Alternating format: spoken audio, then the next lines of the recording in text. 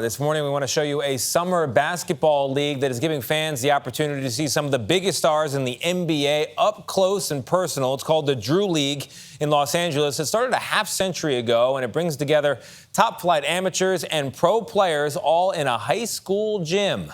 Ahead of the league's playoffs starting this weekend, Danya Bacchus shows us how the Drew is having an impact far beyond the gym. On any given summer weekend, inside a Los Angeles high school basketball gym, street ball legends, college athletes, and seasoned pros take to the court to play their summer ball in the Drew League, or the Drew as it's known in its home, South Central L.A. To the money hole! Among the 25,000 players who have pulled on the Drew jersey over the years, league royalty, all-stars like James Harden, the King,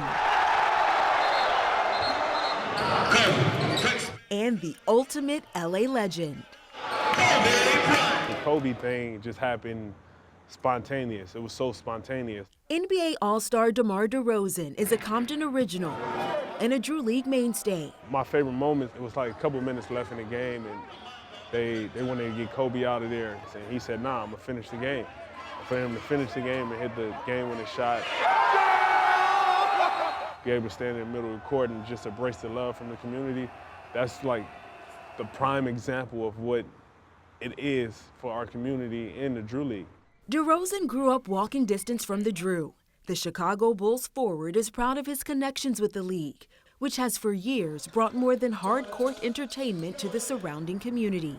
I always felt like I have to be a part of the Drew League. And, you know, especially seeing kids, everybody don't have the means to be able to see an NBA game. I always try to, you know, leave the impression of whenever young people leave from the gym, that they have a sense of inspiration to keep going.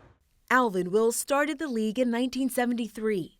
The goal, to help young men form bonds that would keep the neighborhood at peace and provide a safe haven. Now, 50 years later, the league, which has grown from 6 teams to 22, has found revenue streams thanks to an Adidas sponsorship and a streaming deal with the NBA. And while the money helps keep the league going, the motivation runs much deeper. We look at this as an area for our kids and our youth to grow and just be safe, and because summertime it does get a lot of, it gets busy, right, in the streets. Drew League Commissioner Chanel Smiley grew up around the games. Her father, Dino, is a Drew legend and former commissioner.